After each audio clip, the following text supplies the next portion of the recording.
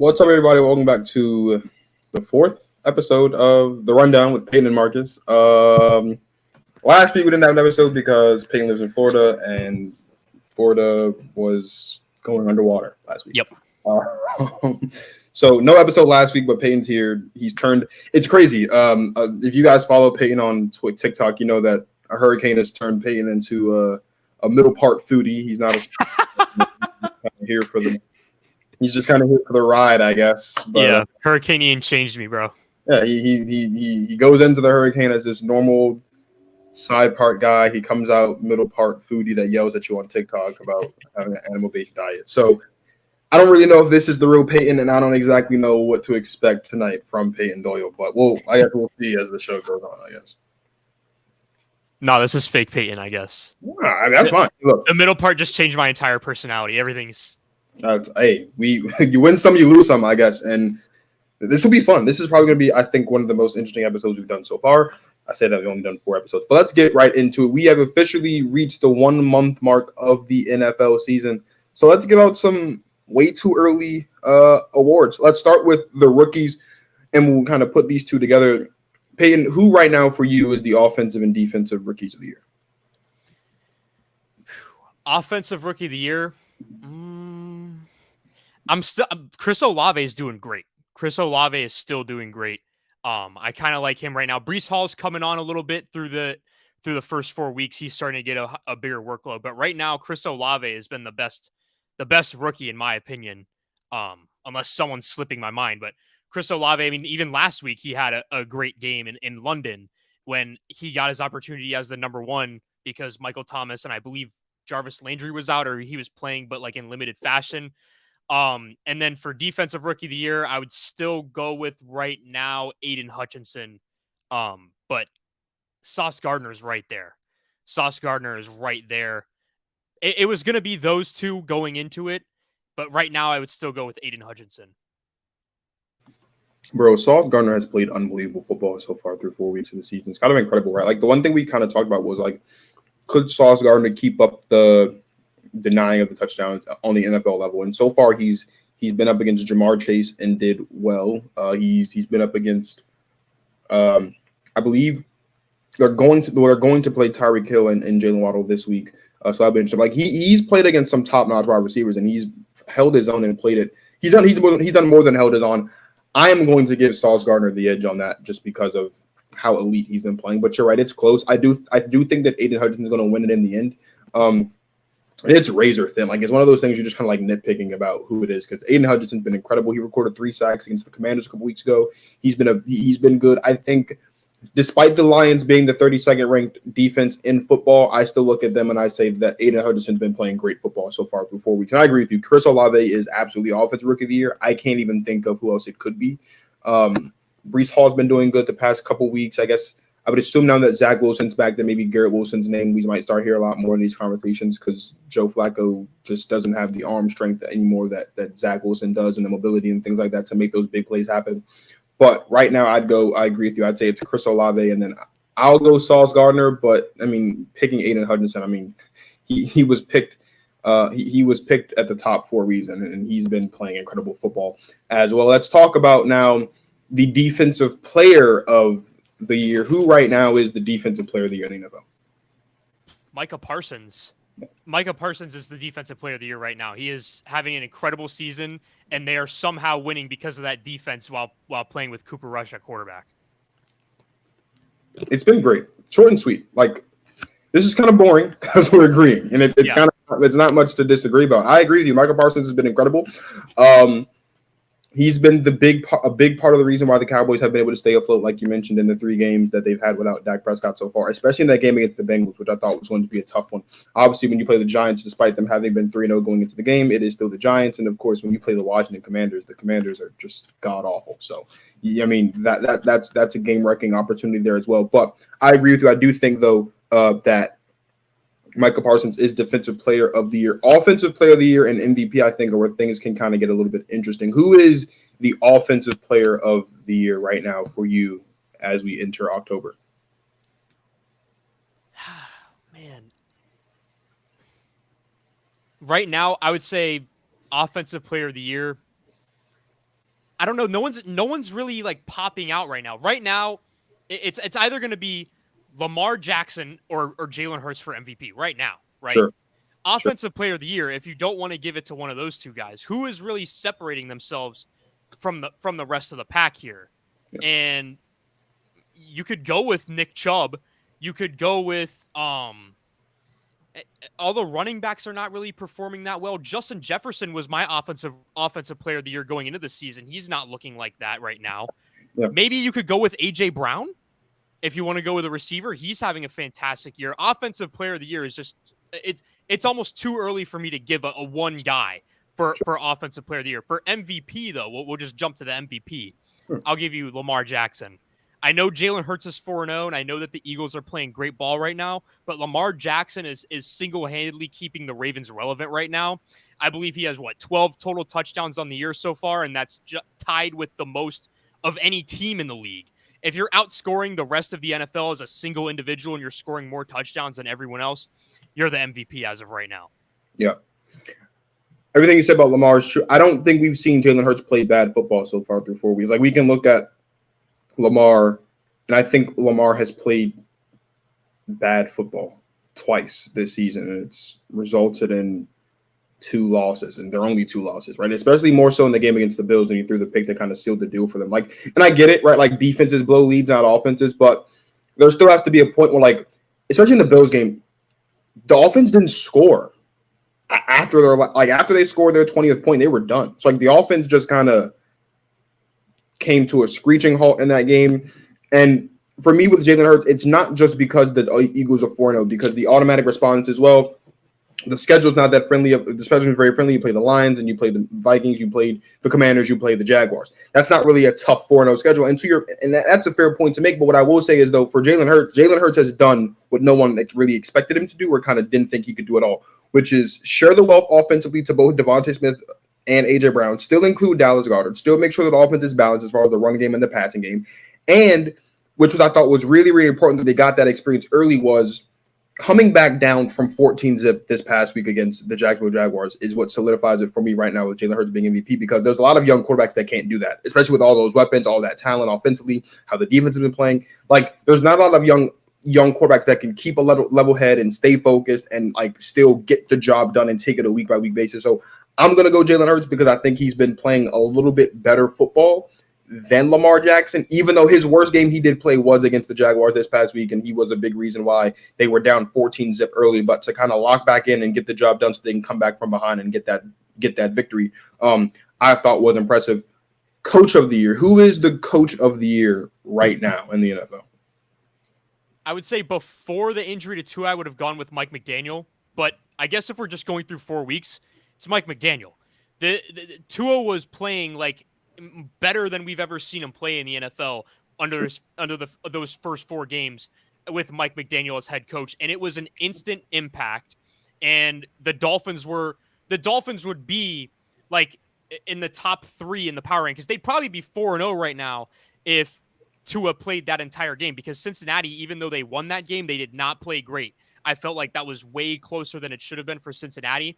So sure. I would say Mike McDaniel is an injury away from Tua injury away from being a 4-0 coach to start off his career. So I would have gone with, for the first 4 weeks, Mike McDaniel to be the coach of the year. So originally I was thinking that Doug Peterson was going to be the coach here at this point, and I think he'll probably end up winning it at the end of the year if the Jaguars continue to play the way they've been playing. But I feel like Brian Dable is the coach of the year so far through 4 weeks. I mean, who would have thought that the New York Giants would be 3-1, right? And a lot of that has to do with Saquon returning back to form and being Saquon. And I know, like, a lot of times you see Saquon get down and you kind of got to hold your breath until he gets back up to make sure he's okay because of the injury history. But you can give a lot of credit to Saquon, but the Giants football team as a whole has looked a lot different, right? Like, they're not afraid to go for it on 4th down. They're not afraid to kind of push the envelope in tight situations and kind of make sure that they can get the job done and seal the win. And that has a lot to do with what Brian Dable has done, because we saw Joe Judge last season running the ball or taking knees or whatever in their own red zone to create space for the punter. Like, that is not good coaching. Brian Dable so far through 4 weeks has his football team at 3-1, has his football team tied for 2nd in the NFC East, has his football team as one of the best teams. If we're being honest, they've been one of the best teams in the NFC and one of the best teams in football all season. Top 10 for sure, not top 5. We'll talk about our top 5s towards the end of the show, but they have still been a really good football team and they've held their own. And their one loss came against the Dallas Cowboys, who, as we mentioned, have had an incredible defense so far through 4 weeks. And I think they lose that game whether they have Dak or they have Cooper Rush. So I don't really look at that loss and say that's a crazy loss because the defense has been playing incredible. But those other 3 games they've won convincingly. Like they beat the Titans opening week. Like they have been playing really good football. I know there's the question about Daniel Jones and whether he is the future in right now, but as it stands right now, I would say that Brian Daboll is coach of the year. I do think though that the Jags continue on the trajectory that they're on, though. That Doug Peterson, as I've said several times, should just be handed the award on the field at the end of their home game against the Titans to close out the season because he will deserve it because right now they're sitting at the top of the division. And with the way that things are looking right now with the rest of that division, with the Colts and the Texans and the Titans, the Jags might win that division and make the playoffs. I don't think that's crazy. I agree with that. I would go with the Jags right now to win the division. They've looked like the best team in that division. And Doug Peterson has really turned this Jaguars team around. And I was there when they blew out the Colts 24-0. It was something different. It really was. And Trevor Lawrence looked great. And the Jaguars are rolling. And even though they struggled last week, what it came down to was it was terrible. It was in the rain. The Eagles are better at running the ball. The Eagles are a better fit football team for playing in rainy conditions. And they won the game. And they were also the better team. But the Jaguars still played well. Oh, they did. They played. And again, jumping out to a 14-0 lead, I think, was massive. A lot of it had to do with some inaccuracy on Jalen Hurts' parts in the beginning, but they were able to kind of stick to it and get the job done. Let's switch gears a little bit because, like I said, this entire show is going to be much of a summation. There's not really a lot of crazy things to kind of talk about. We didn't want to beat dead horses and kind of talk about things that have been talked about a lot. So let's talk about some peaks. Let's talk about some valleys. There are some teams that are at their peak that could look like they could be falling into some valleys. There are some teams that are in some valleys that might be looking up at some peaks, and there's some teams that are in the middle. So I'm going to toss some of these teams out based on some scenarios to Payton, and Payton's going to give you guys his response, whether he thinks they're more prime for a peak or more prime for a valley. Let's start off with the Miami Dolphins, who you mentioned are a Tua injury away in that Thursday Night Football game this past week from being 4-0. Now they have Teddy Bridgewater as their quarterback could be for the rest of the season. We don't know when we're going to see Tua back because we've had no official word on that. We both agree that this is definitely that they're closer to a peak than they are to a valley. But do you expect the Miami Dolphins stock to rise or fall in the NFL over the next, let's say, 4 weeks? Over the next 4 weeks, their stock is definitely going to fall, especially if we're just assuming that those 4 weeks are going to be without Tua. This defense is great, and I think that they will beat the Jets this Sunday. However, coming up, they have to play Minnesota, then they have to play Pittsburgh, and then the Lions. Those are all games that I feel like they will have trouble winning, especially without Tua at quarterback. And I like Teddy Bridgewater. I think he's a great backup, and I think it was a great idea by them to go out and sign him. But I just don't see them coming out of that with a winning record. They are at best going to go 2-2, if not 1-3, if worst case scenario 0-4, obviously. But I think they peaked. Like we saw it. They beat the Bills, and now without Tua, it's going to be rough next couple weeks for them. Let's stay with, and I agree with you 100%. Let's stay with the backup quarterback trend because, again, as we mentioned at the top of the show, the Dallas Cowboys have played 3 games without Dak Prescott. They're 3-0 in those games. They're 3-1. They are second in the division, and they hold the tiebreaker over the Giants, who they beat in this stretch without Dak Prescott. So it's looking like Dak Prescott's return is obviously on the horizon, but the better that Cooper Rush plays, the more likely it is it's going to add an extra week for Dak's recovery, which is what you want to see to make sure your franchise quarterback is 100% when he finally steps back onto the field. The Dallas Cowboys stock over the next 4 weeks, which ironically enough ends in a bye week in week 8. Is it going to continue to rise or will it fall? There's a chance that they continue to rise because they are winning right now with their backup quarterback. And I think we talked about this when Dak initially got hurt, was that what if the Cowboys did go like 4 or 5-0 or 4-1 with Cooper Rush at quarterback? I thought there was no chance of that happening. I thought they'd lose almost every game with them. And we've seen that was evident with the picks that you've made the past couple. Yeah, exactly.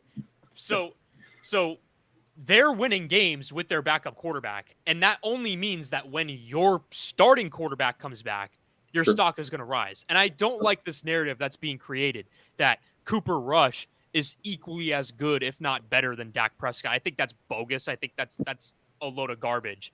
And I think that we'll see that when Dak Prescott gets back onto the field. They looked bad week 1 against Tampa Bay with Dak. I get that, but it's week 1, dude. Who knows? So now when Dak comes back, I think the Cowboys are actually going to end up being a pretty good team. Sure. Let's talk about a team that hasn't been so hot and a team that I personally bought a lot of their stock and have been on the fence about selling it. The New Orleans Saints have not looked good so far through the first 4 weeks of the season. They won a nail-biter against the Falcons to open it up, and then it's kind of been downhill from there. And a lot of that you could say has to do with injury. The New Orleans Saints stock over the next 4 weeks, do you expect it to rise or do you expect it to fall? I would say if we have Jameis back healthy, right? Let's say Jameis is back healthy. Over the next 4 weeks, they have some winnable games. Seahawks, Bengals, Cardinals, Raiders. None of those teams have looked like standout teams yet. In fact, out of surprise, the best looking team out of those 4 teams has been the Seahawks so far for whatever reason. They just have. Geno Smith has been clicking in that offense, and they've been looking good. So those 4 winnable games for the Saints, especially with that defense. If Jameis comes back healthy, Michael Thomas is back healthy, they could be on the rise. I'm not ready to say it's going to be a big rise, Sure. but I could see them treading water over the next 4 weeks and staying in playoff contention. Now, for this one, we're going to do 2 NFC quarterbacks, one of which has been playing surprisingly well, one of which has not been living up to the hype. Baker Mayfield has not been playing good football. Geno Smith has been playing exceptionally well football. Whose stock do you think will be higher in 4 weeks' time? Will it continue to be Geno Smith, or do you think Baker's going to bounce back and he'll start looking like what he thinks he should be, which is a franchise quarterback in the NFL? Nah. Geno Smith is going to start from week 1 to week 17 of the season for the Seahawks. Baker Mayfield might not have a starting job when Sam Darnold comes back. Baker Mayfield has looked abysmal by all means. And I don't know why this is such a surprise to everyone. Baker Mayfield was playing in Cleveland with a top 5 offensive line, the best running game in the league, and a decent defense, and he couldn't even be a top 20 quarterback with that said. Now he goes to Carolina. Coaching sucks. The offensive line is not nearly as good. Christian McCaffrey's banged up every single week, and the defense is not nearly as good. And we're acting surprised that he sucks. Baker Mayfield was never good. He is not going to be good. There is nothing here that we need to figure out with Baker Mayfield other than where is he going to be sitting on a bench next year. That's it. Geno Smith is looking great. Geno Smith is completing over 70% of his passes. Everything is leading me to believe that Geno Smith is fitting well in Seattle. He's not just completing over, he's completing 77.3% of his passes, which is the highest completion percentage through the first 4 games of a season in the history of the NFL. And that's we're talking about an NFL that's seen Peyton Manning, Joe Montana, Steve Young, Eli, Aaron Rodgers, the most accurate quarterback in the history of football, Drew Brees, and Geno Smith's completing almost 80% of his passes. It's been crazy. I agree with you. Baker's done. And I was saying at the beginning of the season that Baker should have been a starter. Obviously, he got the starting job, and a lot of it had to do with Sam Darnold getting hurt. But I agree with you. The second Sam Darnold comes back, there is no longer a justification for having Baker Mayfield start for your team because he looks terrible. And it doesn't help that Matt Rule is also incompetent as a head coach, but that's a completely different conversation for a completely different day. And we promise you guys that we're going to get you in and out of here. And going down that rabbit hole would send us on a 30-minute rant about about how bad Matt Rule is. So let's switch gears a little bit. We've seen some good teams be great. We've seen some average teams be above average. We've seen some teams we thought were going to be extremely good, not so good. Payton and I have come up with our power rankings for the first 4 months. And I got to be honest, I was not expecting this. I didn't think that we'd have the same 5 teams on our power rankings. I felt like there might be a little bit of disagreement in there. But as you can see, Payton has the Bills, the Eagles, the Chiefs, the Ravens, and the Packers. I have the Eagles, the Chiefs, the Packers, the Bills, and the Ravens. So we have the same 5 teams. The biggest discrepancy, if you look at it, right, because Payton has the Ravens a step higher than I do. I have the Packers 2 steps higher than he does. I've got the Eagles and the Chiefs both a step higher than he does. The biggest discrepancy here is that Payton has the Bills still as the best team in football, and I have the Bills at number 4. Payton, why do you have the Bills better specifically than the Chiefs and the Eagles so far through 4 weeks of football? They still have the number one defense. They still have right now the best defense in the league. They have Josh Allen, who, if you're talking about stocks, he certainly hasn't peaked yet. I get that he had a great first 2 weeks, but he might still win MVP. And they're the team to beat in the AFC right now. They're the guys with the targets on their back. They came in with the high expectations. They came out the first 2 weeks and just mopped the floor. Then they lost a tough game on the road to a divisional opponent in Miami, a much improved divisional opponent.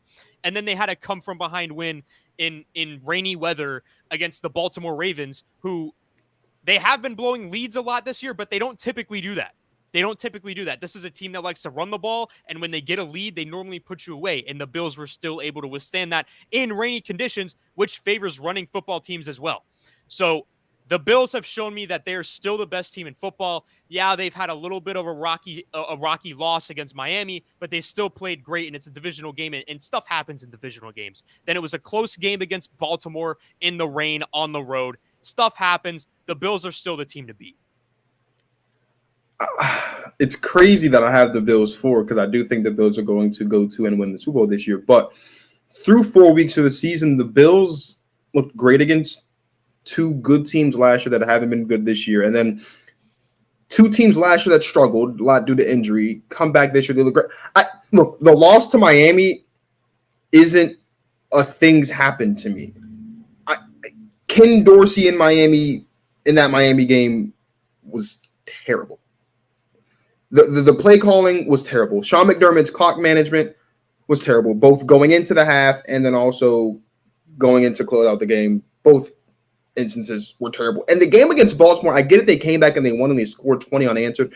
But when your offense has Josh Allen, Stephon Diggs, Gabe Davis, Devin Singletary, Zach Moss, you should never be down by 17 points. Like, rain, sleet, or snow, when you have a guy who is arguably the best quarterback in football, when you got a guy who is arguably a top 3 wide receiver in football, when you have a defense that is that good, when you have a head coach that's supposed to be like taking that next step as a head coach, and when you have an offensive coordinator that's not supposed to be that much different from what Brian Daboll was doing for you when he was there before he left, you shouldn't be down 17 points to a Baltimore Ravens football team that everyone says has no wide receivers, and the defense has not been as good as it's been in past season. That just shouldn't be the case. So they won the game, and that's great that they did get the win, and they are 3-1. I think obviously maybe you're a little bit more concerned if they're not.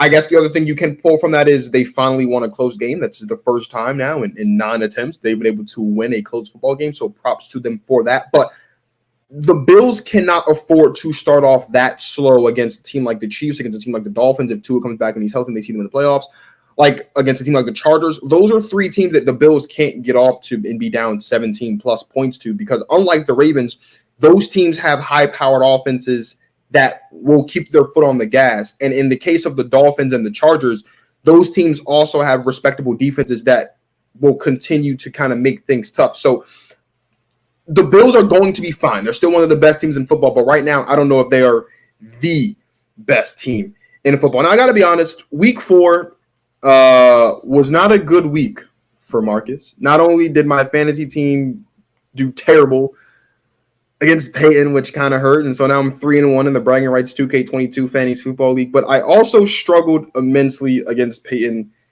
head-to-head this week in some pay. I believe we had 5 total games that we picked different winners for, and I won one of them, and that was Cowboys Commanders. And for some reason, Payton continues to bet against the Cowboys. I don't know why he's doing that, but it wasn't a good look for me. So the only thing I have to hang my hat on right now as we enter week 5 is that I am better at picking primetime games than Payton by just 1. But as you can see, Payton now has a two-game lead in the Pick'em Challenge, and he has won 7 of the 11 head-to-head matchups that we've had so far through a month of the season. So I guess Payton's won September. Here are our picks for week 5. I made some last-minute changes after doing some soul searching today. There is one disagreement, and wouldn't you know, Payton has once again bet against the Dallas Cowboys this week with the Rams.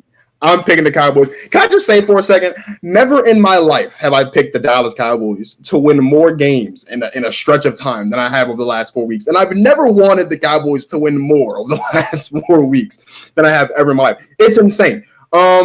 Everything else, it's looking like how it was in week 1, where we're just agreeing all the time. But there is that one difference. Cowboys, I have the Cowboys. Payton has the Rams. Why do you have the Rams beating the Cowboys this week? Because the Rams are the better team. The Rams are the better team. They are. They are. And I get it. They're struggling. They're struggling. They're struggling. I get it. I get it. But guess what? They lost. They lost on Monday night to. They lost to San Fran. They always lose to San Fran. I believe Kyle Shanahan is like 9-1 against Sean McVay. It always happens every year. You could guarantee it. Book it. The 49ers are going to beat the Rams every single year. Now, they're going to bounce back against the Cowboys. I get that the Cowboys are playing well and they have a great defense and all this and that. But Cooper Rush has limitations. We can't see the Cowboys come out. Sure, they whooped up on the Commanders. Carson Wentz sucks. Sure, they whooped up on the Cowboys. Daniel Jones sucks. They whooped up on the Giants. Daniel Jones sucks. Sure, they upset the Bengals. I'll give them that. But the Bengals don't look that great. The Bengals don't look that great. Joe Burrow didn't have an offseason, and it was week 2. Oh, my God. The Cowboys are going to come back down to earth. The Rams are going to come out, and they're going to be fine in Cooper Kupp. Sean McVay is not going to lose this game. They are not going to lose this game. There's no way that they lose this game. But this isn't just an offensive issue. This defense has not looked that great so far through 4 weeks of the season. This Rams defense doesn't look like they've had Aaron Donald and Jalen Ramsey on the field playing football. This doesn't look like people look. I get it that he didn't have that. I get it. He was more of a vocal leader than he had an on. I think the Rams are missing Von Miller a little bit, and that extra attention that offensive lines had to give to Von Miller, and that allowed Aaron Donald. This defense hasn't looked good. And offensively, when you have to throw the ball to Cooper Kupp 19 times and you lose, I get it. Kyle Shanahan owns Sean McVay. Great. That's not good. It's not the passing, because that's not just a week 4 thing. The passing game for Los Angeles has been anemic since week 1. It's been up and down since week 1. For some reason, Matt Stafford doesn't want to throw the ball to Allen Robinson. For some reason, Cam Akers is not being involved in the offense. They're relying a lot more on Darrell Henderson, and it's not really working. This offense isn't where it's supposed to be or where we expected it to be. And I'm kind of surprised that people haven't been giving that the attention and the thought and the commentary that it deserves, because that is something that should be concerning when we're talking about a team that is the defending champion that a lot of people thought was by and far the best team in the NFC. They're not the best team in the NFC at this point so far. That's the Eagles. And I think once you get past the Eagles, you have to look at a team like the Dallas Cowboys. I get it. I agree with you. Cooper Rush is not better than Dak Prescott. And of course, when Dak Prescott comes back, he's going to start. And it's not just because you're paying him $40 million a year to be your starting quarterback. Cooper Rush has limitations, sure. But this offense, I think what they've done is they have been forced to be in a situation where they have to think about what they can do with their weapons. Because the one thing we kept talking about in the offseason was, what are they going to do without Amari Cooper? What are they going to do without Cedric Wilson? What are they going to do without Michael Gallup? Michael Gallup was back. He had a great game a couple weeks ago. CeeDee Lamb, I'm sure, is going to be coming back at some point soon. They've been relying a lot more on Tony Pollard, which I love. The balance between Pollard and Ezekiel Elliott, which I had talked about in the offseason, was going to be crucial if they wanted to be successful, especially in the NFC. They've done that. Now what you have is this great offense that works, and it's going to work against the Rams. The defense at this point is not, I think, that same Rams defense from a few years ago. You give them the Rams defense is going to shut it down.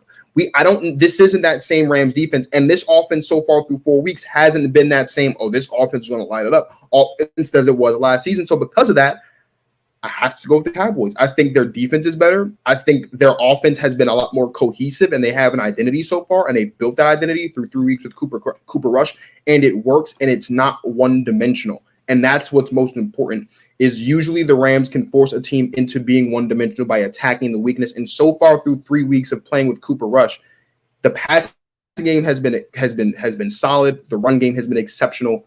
I don't know if the Rams are going to be able to shut down one or the other altogether. And that's what I think we used to give the Rams a lot of credit for, which is why I have the Cowboys. I get it. The Cowboys looked fantastic. fantastic with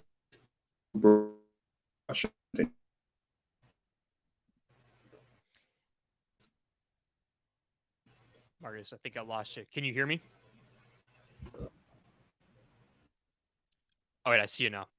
Yeah. All right, well, I'll just give my take on this. I get that the Rams have been super, super disappointing. I get that. And I get that the Cowboys have been relatively impressive based off of what we've expected from them. But I feel like when you look at both teams, even though one has been overachieving and one has been underachieving, when you look at them right now, the Rams are still better than the Cowboys, which is why I ultimately would pick the Rams to beat the Cowboys this weekend.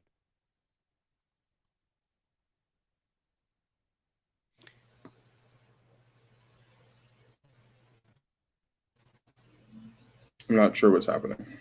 I don't know if you can. Was it me that cut out? I can hear you. I don't know, bro. I can hear I have no idea.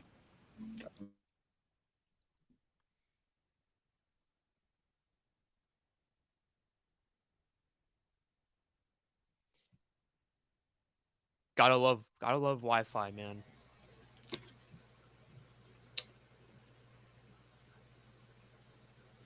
I think you're back. Can you hear me? Yeah, I can hear you now. I don't know. Okay. Okay. Yeah, I can hear you. I think my Wi-Fi box just kind of shut off and I had to reboot. So I just missed all of that. I don't know what you said, but I'm sure it was. I said you a bunch of nonsense that wasn't true.